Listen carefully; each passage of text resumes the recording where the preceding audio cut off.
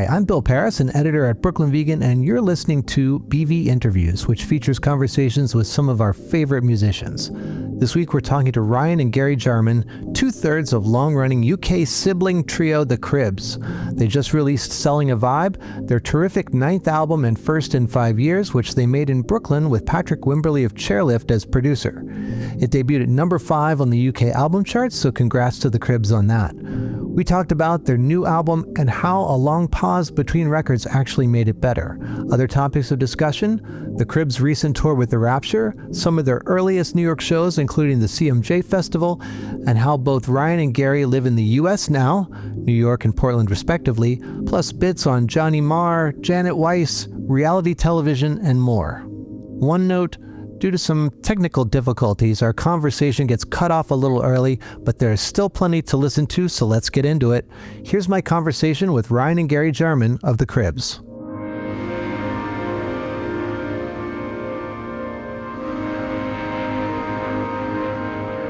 All right. Today, I'm very happy to have with us on the show Gary and Ryan Jarman of The Cribs, two-thirds of The Cribs. And firstly, I would like to say happy belated birthday to both of you. You just had a birthday a few days ago, right? Yeah, thanks, man. Yeah, it was on Monday, but like I was telling you earlier, I was sick on my birthday. We finished the tour with the Rapture like last week, and the day that I got home, I got really sick. I think I had COVID or something. It was kicking my ass. So a bit of a write-off on Monday, but I appreciate the birthday wishes. So you stayed in for your birthday. What about you, Gary? I went. Well, my wife was on tour at the time. I got back from the Rapture tour. My wife got back like 2 days after my birthday. She was out with Fred Armisen, like working like tour managing, I think, like on that tour. And so I just went out with my friend Patrick, who like is a documenter, he'd done some Cribs documentaries in the past and some videos for us, and Janet Weiss, the drummer from Leader Kinney and Quasi, like a dear friend of mine. So I just had a couple of. It was chill. Let's put it that way. It was all right. I will say that is about the most Portland answer I could ever imagine. But, that's kind of why I framed it in the manner that I did, actually. Yeah. Really picture, you know. That's like. There's also a bit name droppy though. But, you know, I was a little.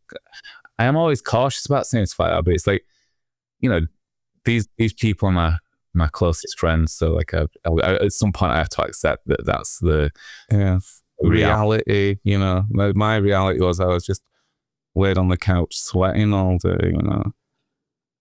Aww. That was good too, though. No brag what I was saying. It's chill. No.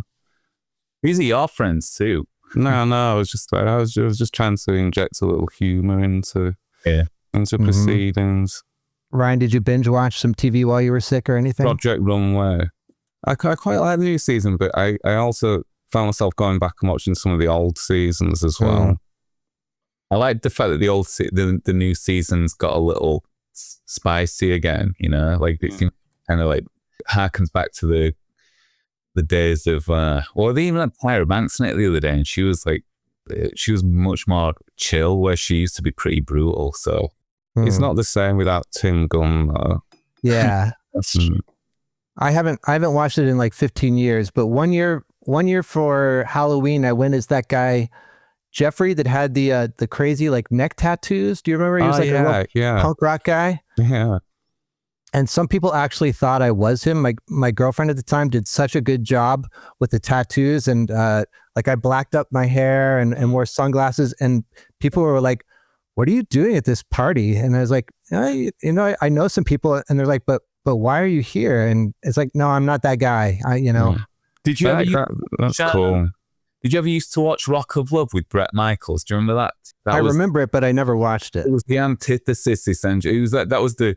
It's the nadir of reality TV. It's about as extreme as it got, about as exploitative as it got, but also kind of like it sort of sums up reality TV the best in some ways. But like we were watching that when we were making our 4th album in Los Angeles, and we went out the night the night before the finale. We were waiting for the finale. No, it was the night of the finale aired, and it was also, it happened to coincide with the night that we the day that we finished recording. So we went out to the Rainbow to celebrate, and the finalists from Rock of Love was there.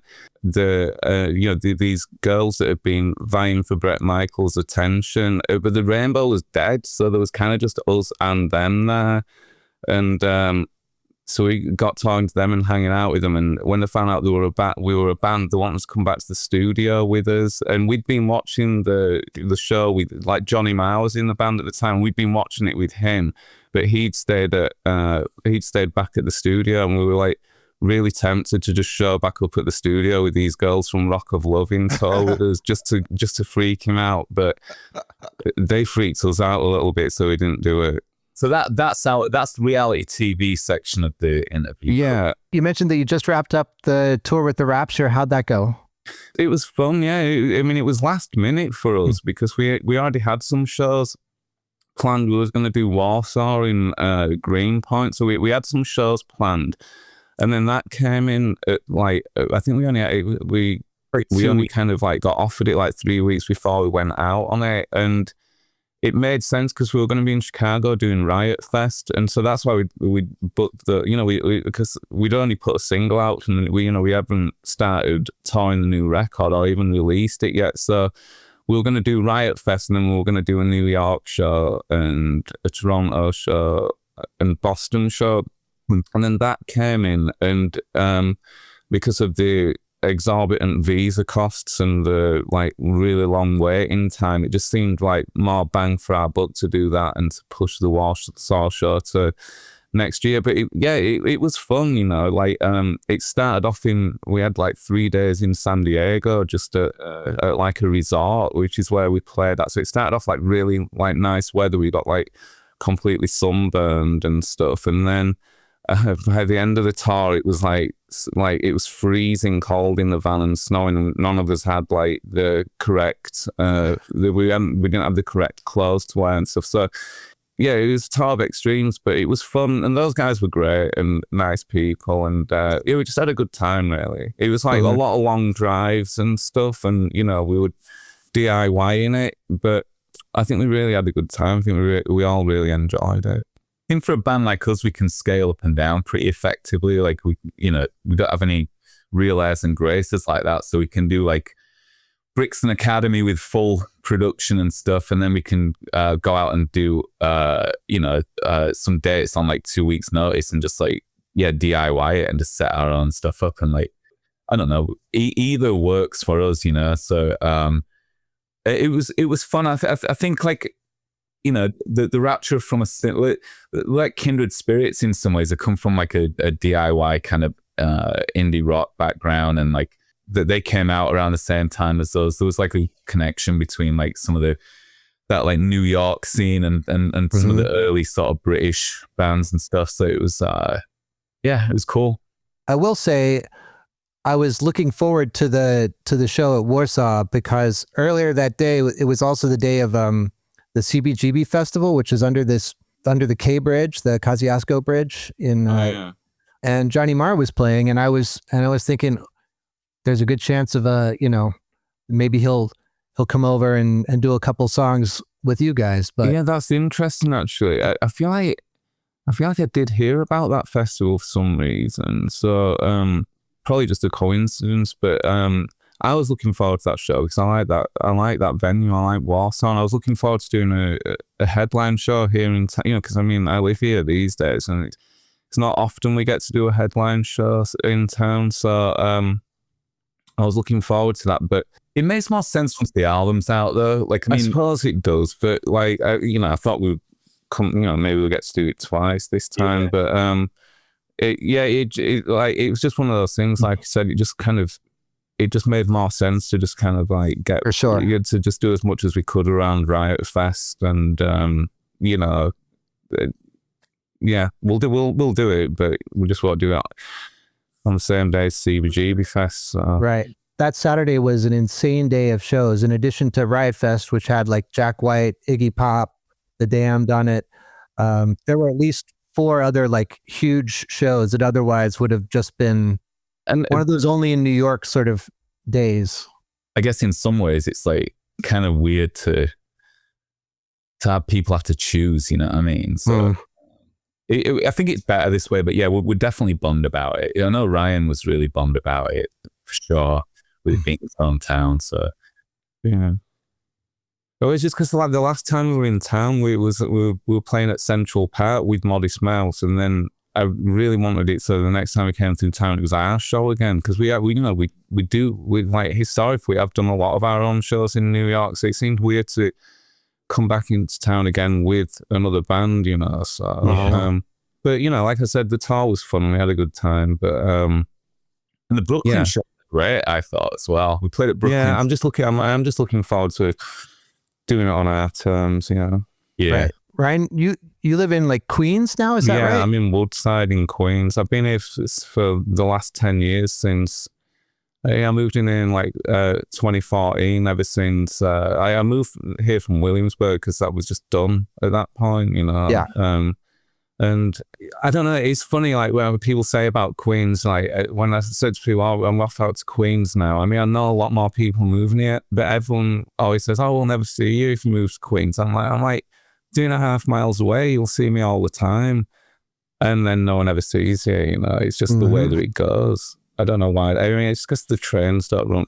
They need to get a train that runs borough to borough, because that would be easier for me. You see Matt from Block Party.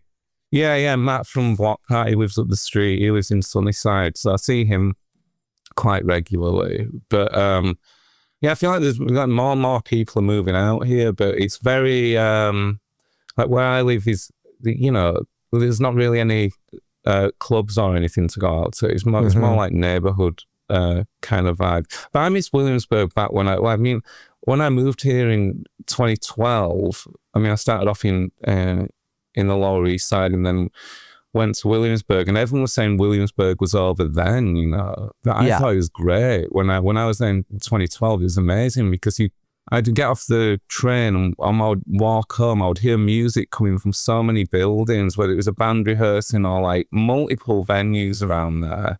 And, you know, I would often just like go out with my guitar and go, like, you know, I could get regular nights and take a cut of the door, and, you know, I was just living as an artist. But everyone said it was over then, you know, but I mean, it's totally over now. And somehow I'm still here. Yeah. Oh, you're still in Williamsburg? Yeah. I've lived within a block and a half of the corner of Bedford and Grand since 1998. Yeah. No, man. I mean, like, I lived on Bedford and North first, and I lived on Union and Grand. I really I always really loved it, but it's apart from the music hall, like how many venues is there now? There's Union Pool and... Oh yeah, Union Pool, yeah. And they've been around forever. But yeah, it's... Brooklyn show was Union Pool back in 2004, I think. Yeah. Is that right? Yeah, they when we played at Union Pool that first time, it was it was during a CMJ, but they hadn't like renovated it. It was just like a you know, it was like strict to the studs basically. It was like a big breeze block. Cool as well, because like we were doing CMJ, we did a couple of Manhattan shows, and everyone was like, oh, the Brooklyn show, like Brooklyn's kind of different to Manhattan, like, in just trying to like sort of like, you know, give us this kind of introduction to like how Brooklyn relates to like New York. And we were just like, yeah, whatever. And we just went over there, like, and with our guitars in gig bags, and we were just like, we felt really at home there, because it reminded us a little bit of Wakefield, where it was just like it was much more hands-on and DIY and just kind of like community oriented. Yeah. And then when we were doing CMJ, people said, oh, people don't really like taking the train over you know, over the river or whatever, which seems crazy because it was only like 2 or 3 stops or whatever. But I liked that show. I thought, like, I kind of feel like even then, like, the Brooklyn shows were like easily on par with the Manhattan shows. Yeah, but it showed the CMJ from what probably, yeah. Do you remember who you played with? We played with Giant Drag. Do you remember Giant Drag? We played with Giant Drag. I don't remember who else. It was a party for like Dimac Records and Wichita Records. It was Giant Drag and the Cribs from Wichita. And then on Dimac, I think Steve Aoki DJ'd maybe. Sounds right. It was there's a band called Lion Fever. I think they might have been on Dimac. And then there was another band. I can't remember who it was. Yeah, it was really just like a blank, empty building with people just like, you know, getting up randomly and playing. Like, it did feel very like, you know, rough and ready, I suppose. Yeah. We were really into that. I don't think I saw you till the next year at CMJ. There was this Cincinnati radio station, WOXY. Do you remember them? I do.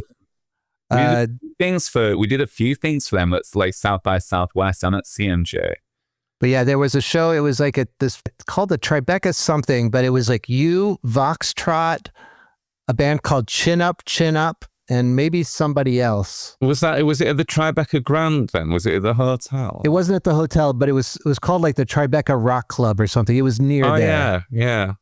It's funny, I just through the powers of the internet, I literally just obtained a recording of that entire gig that WOXY sent to me. So, I mean, it's not that I'd necessarily forgotten about it, but it was just like consigned to the memory banks. And then, like somebody from the station contacted me and sent it to us. We did a party of theirs at CMJ as well, a really great one with like Feist played and we played, and I think Voxtrot might have played that one as well. There was a few bands on, and like I remember that's when we met Graham Coxon. Like Graham Coxon was at that show. He was like, that one? Yeah, I do remember that one vaguely. That was CMJ then, right? I thought that was South by Southwest. No, the CMJ one I was referring to, like I would say it was the same station. Oh, right, okay. Wow. Yeah.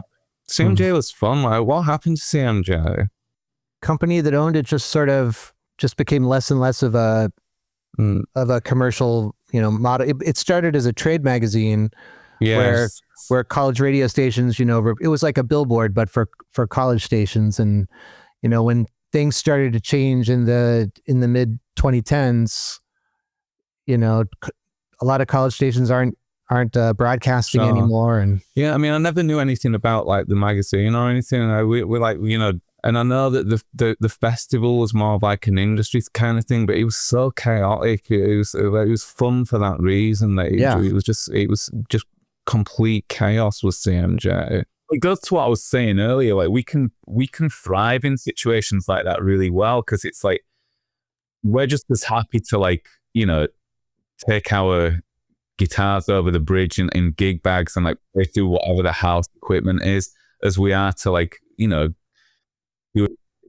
do a proper show in like an arena or whatever. So like we used to love just going back to basics like that. It was really fun for us, like taking your guitars on the tube and just like, do you remember anything about that show? Listening back to that recording of it, it sounds like a very chaotic and like maybe quite drunken gig. I think that was the era of a lot of those showcases offered either, if it wasn't free alcohol, you know, Sparks or something like that, then it was very cheap. Yeah. I'm pretty sure I'd had a few beers. I remember that Ryan, you like split your lip on the microphone, which I think you've done a couple times when I've seen you. It happened all the time. It was to the point where like it's actually kind of embarrassing, because it would be like every photo that you see of you in a magazine, like blood all over your face and stuff, which is like the first time it happened, I was like, oh, that's cool. That makes a good photo, you know. But when you've seen that photo like 10 times, you're like, man, this sucks. But we were playing so often. I mean, the initial injury that I touched my mouth was bad. You know, it was like split all the way. Was it from crowd? No, I feel like it happened. A crowd surfer came over and like whacked the mic stand like into your mouth. I thought it happened at Tea in the Park, but I don't remember. But it was actually split, Mal. It was like, you know, split. You know, it didn't go to the like get it fixed or anything, because we were on the road, and so after that, it was like every time someone banged into the mic stand, all I had to do was basically touch it, and it started bleeding, and you'd notice all the cameras start flashing. You'd be like, like this is just becoming my trademark now. But that was the 2000s for you though, wasn't it? I think that the 2000s was very like that. It was a very like celebrated chaos for sure. Yeah, which was good. It's part of what made it fun. But I feel 99% sure the show ended with "Wrong Way to Be," and like you like doing some sort of crazy noise solo while chugging a beer, and Ross was up on the drum seat or whatever, like bashing. And as I think many Cribs shows ended during that era that I saw, which I saw many. We used to like to, I mean, the whole thing of like, the thing about having the kind of noise solo kind of thing, we'd always like to try and leave bits in the show that were like free form, just so that it wasn't so tightly wound, and so that it was not like we were improvising like we were jazz musicians or anything, but we just like to leave like parts of the show where you could just like kind of like just do whatever, Yeah, so I was saying that we were trying to make, like, we come from a scene that was like this really DIY scene in Leeds around that like Hyde Park, Headingley kind of area, which was like this really non-rockist sort of really anti-traditional kind of, it really celebrated kind of, it was improvisational, but it was also very, I mean, you might say twee, but it was also just kind of like really off the cuff, and like, and I think by the time we started touring, like we'd always had this nature and this like element of chaos to the shows that came from like just not really knowing what you were going to do. And so we used to try and like, leave that stuff in the set, or like have the set retain that sort of spirit. But when you're gigging every night, ultimately, like you can't really do that, or it just becomes contrived. So we just like, it would usually just the last song was just like super chaotic. And like we'd done some shows in the early days with the Mooney Suzuki. Do you remember the Mooney Suzuki, band, the New York band? And they, man, that was in a really formative period for the band, like 2001 or maybe 2002. And like they were so great and so like really like wild on stage, and like that's where like a lot of the wildness came from. Like we just there. Felt like we had to kind of like try and match them when we did that show, because they were doing stuff like jumping on the tables and kicking people's drinks in the faces. I remember like the guy doing that in his Beatle boots and stuff. And we played at a place that was called the National Centre for Popular Music. So it was actually a venue, but it was inside this like building that was built at the start of the millennium, that looked like it was built at the start of the millennium.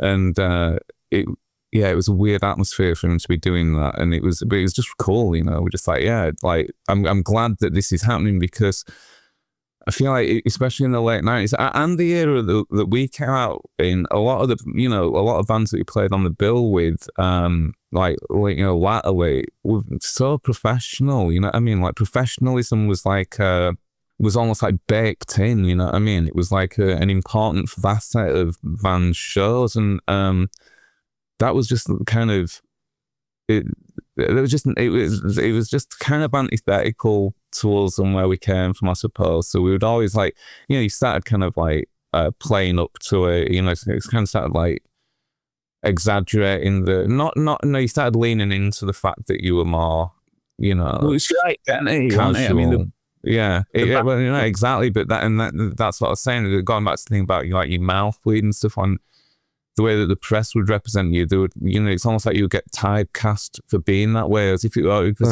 be unusual. But where we came from, it wasn't unusual. I mean, like we just really did not want. We really didn't want it to feel like a job, or right. Like there were some bands that we played with, that it was so tightly wound, and it was so.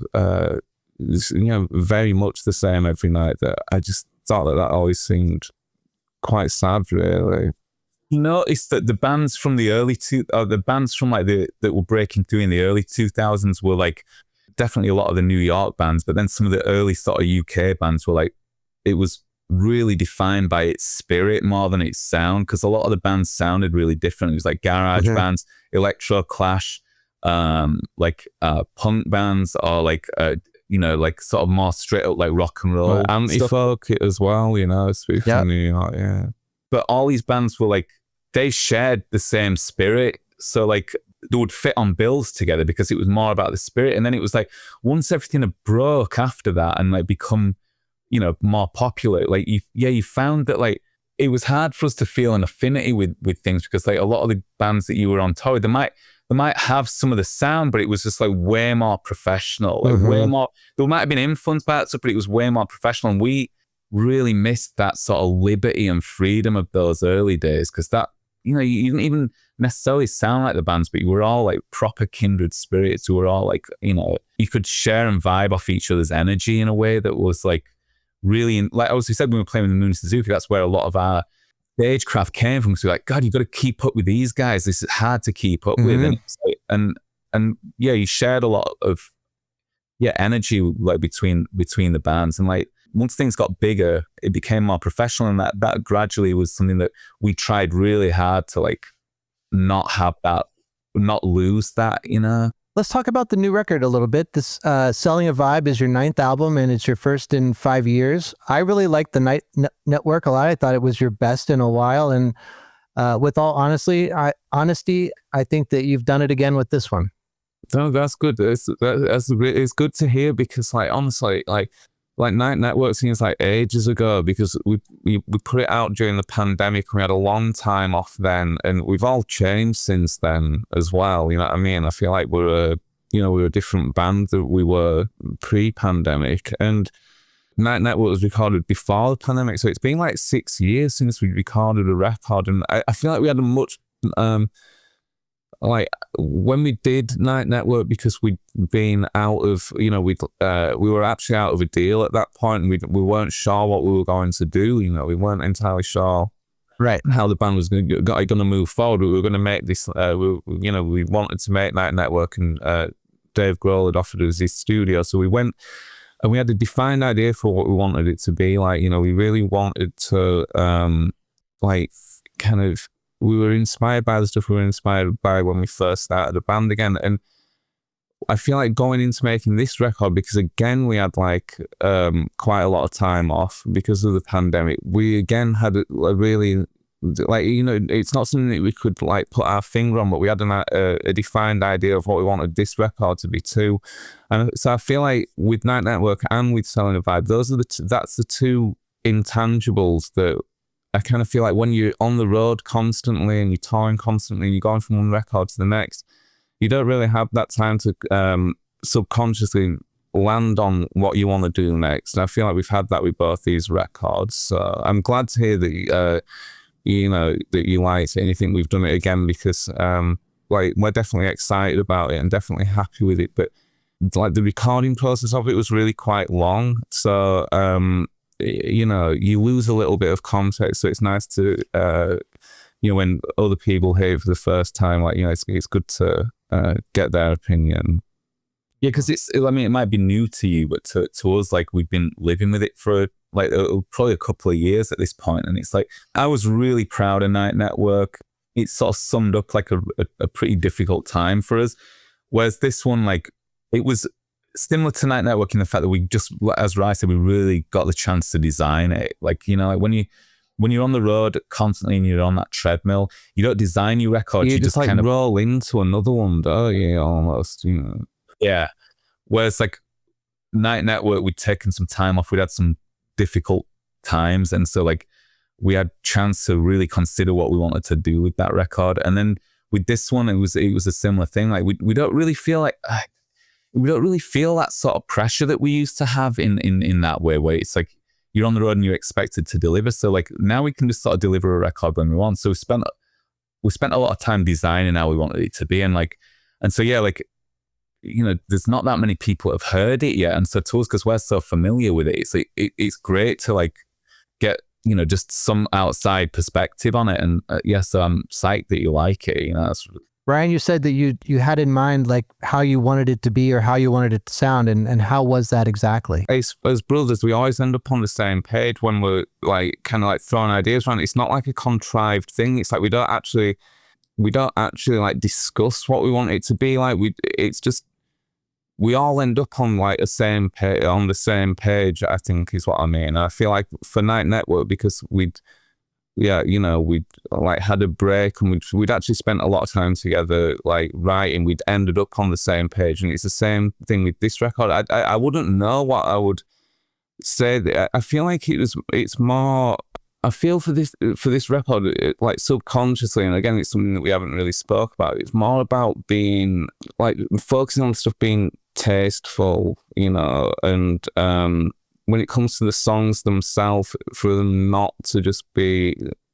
I feel like we've always like writing pop music. We've always like tried to write strong hooks and stuff, and then at the last minute, you've kind of been hit with some kind of punk rock guilt and kind of like tried to drench it all in more noise so that you feel somewhat better about it. I feel like we've like left a lot of those complexes at the door, and really kind of like tried to focus on amplifying our strong, our strength but in a tasteful way, you know. A lot of cutting the fat and stuff as well, you know. It's really streamlined for sure. In the early days, that's what we would do.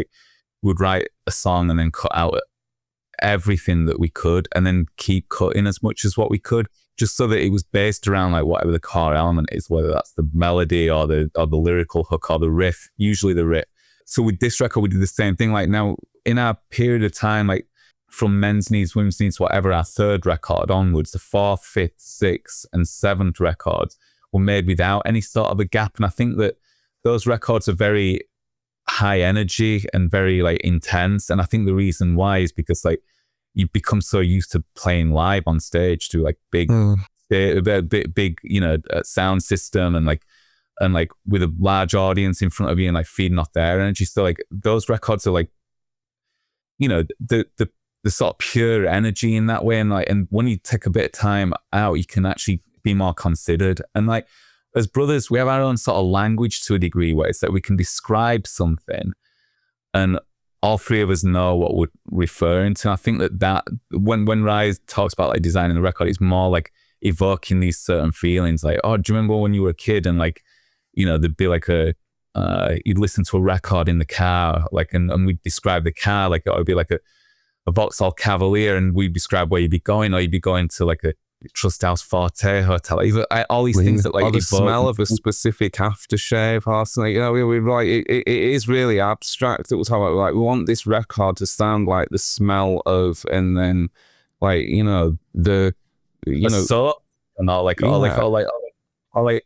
so we'd evoke all these different core memories from being kids, and then they would coalesce and it'd be like one thing, like, oh yeah, I totally know what you're talking about. And I think that's we wanted this record to be like the sort of thing you would listen to in the car when you were doing all that kind of thing. And it probably sounds like very floral to somebody like on the outside of it, but to us guys, it's like a language that we understand, and we can like really get to the core of like, well, the essence of what we're trying to put across. Yeah, I feel like there's more of like a looseness or something to this record, which I really like. You know, I mean, it's not just about it's not just about, you know, that live energy and that kind of power that we normally go for. So I really like the fact that it has more of that like to it. And I don't even know if people even refer to stuff as indie music anymore, but it has such a tendency to become very, like, you know, not very exciting. You know what I mean? It's just guys with talking about Fenders and pedals and stuff like that. We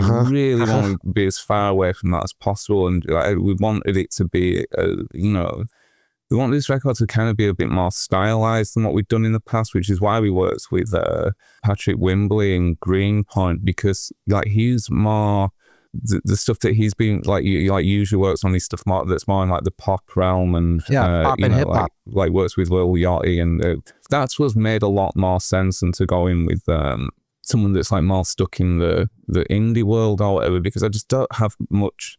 I don't see much, like, I know it's a crap way of putting it, but I don't see much glamour in the indie world anymore. I'd much rather like bring our sensibility to someone who's going to do something different with it, or who's going to understand where we're trying to go, like production wise, because our head has been a little bit more on like focusing on the pop elements as opposed to the noisy elements, you know.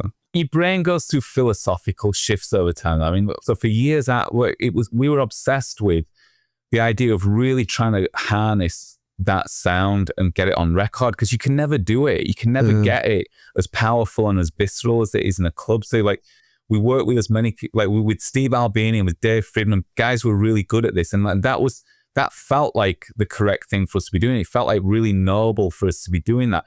And not noble, but what I mean is it felt like that was the purest thing for us to chase, was to try and like get that feeling of what the band is down on record.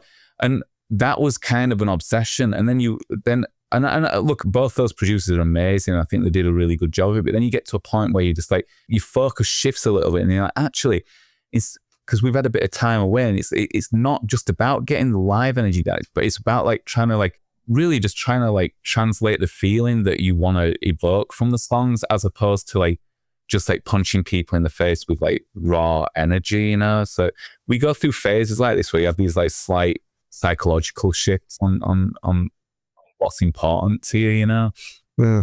And Patrick was a good choice for that, because he understood our background, and he knew about the band and knew our history and our records and stuff. So yeah, if they end up more like stylized, I would say, you know what I mean, like across the board, like, because everything was thought about, like the way that we worked this time was a much more, we worked in a more modern way, and so it's like it allowed you to have, certainly allowed us more time to think about it, but it also allowed you more control over every like kind of facet of it. And there'd be a lot of discussions over like the smallest details and stuff. So the song You'll Tell Me Anything, who is doing the operatic vocals on there, and whose idea was that? Pavarotti, and it was his idea. That's my story, I'm sticking to it, okay? When we wrote that song, actually that one was actually written in a much more sort of like, old school kind of visceral manner, like in the room. We wrote it really fast. We sort of felt like it had kind of like, it, obviously the instrumentation isn't like opera music, but that sort of descending like strumming pattern was like really like, it was really opera influenced. It had that very like Puccini kind of Italian sort of like classicism to it. Because we grew up playing classical music, and that's like important to point out. At this, like me and Gary played violin since we were like 6 or 7, and we played in orchestra and stuff, so we did have a lot of those like reference points, and there was a lot from there there's a lot from that world that we enjoyed as well, like like the sense of drama. You can't necessarily do it with guitars as well, but like like the sense of drama and crescendo and stuff. And so when something like that that screwing bit came out in rehearsal, that's how we heard it, and it might not seem obvious to anyone else, but straight away we like identified it. It's like, oh yeah, it should be this like the opera bit, even like an opera bit, but because I say we've sort of got our own like reference points and our own language between us, we'd be like, oh, that that bit that reminds us of like like whatever opera. Yeah, like, oh yeah, I know exactly what you're on about. It sounds. Yeah, and it's just because of like one interval change or whatever it might be. But so from that point, we just couldn't get it. I couldn't get it out of my head. I was like, I heard it with an operatic tenor that every time I heard it, even though it wasn't there, I could hear it.